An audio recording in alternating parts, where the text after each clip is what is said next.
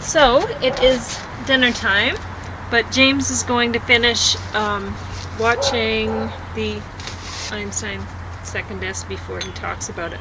So I just have one juiced yellow bell pepper in here, and James has 2 yellow bell peppers in his glass.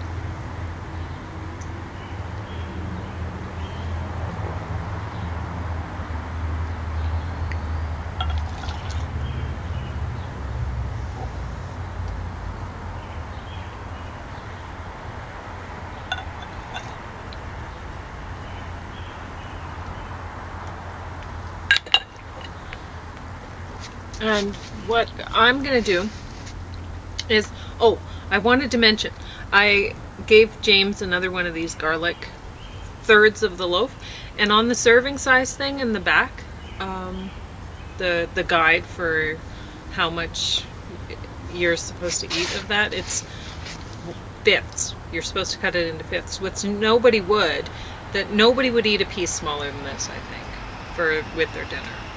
So that's always a dead giveaway when you come across, I don't need my monkey or even my sweater, it's really beautiful, but it's a dead giveaway when you come across you look at the nutrition label and it's like serving size half a cookie or something, and it's like, that's ridiculous. Then you know that something's up with that, right? So anyway, I'm going to be sitting out in this beautiful sun, soaking up all the free vitamin D I can get, and cutting these tomatoes. So I'm going to cut them in half, and then I take this and I save the seeds out, and then give the juice to James to drink. So by the time he gets out, I bet I'll have enough juice for him to drink. Anyway, I'm going to talk about this book before I start cutting up the tomatoes and get my hands all messy. So this is mostly plants, and you recognize that name, but this is by some ladies with the same last name. And I guess they've got Global Green 2015 Sustainability and Food Award. But honestly, I haven't read their other cookbooks, so I can't say for sure, but this one is not that special. I mean, I would enjoy eating the food. Like, I've put on James's plate here, I've put just the tomatoes cut in half, and I put some red ones too. And then I drizzled cold pressed extra virgin olive oil on it, and then I've left the salt and pepper for him to put on.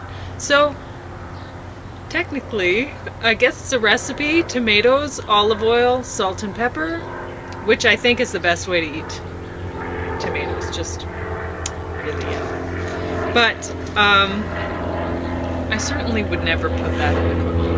And there are many instances where, like, a lot of the recipes in here are salads or, you know, just really simple things, like there's a couple recipes for chili in there and stuff like that. And this page 211, the ingredients are quinoa, vegetable broth, EVOO, parsley, garlic, salt and pepper. Seriously, that's a recipe. And this one, thyme roasted baby rainbow carrots, took 2 pages. They needed to take a picture for one whole huge page, and then the other page here's the ingredients for that: baby rainbow carrots, extra virgin olive oil, thyme, salt, pepper, parsley. That took 2 pages apparently.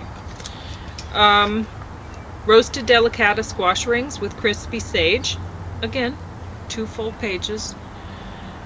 2 delicata squash, sage leaves, EVOO, red pepper flakes, salt and pepper.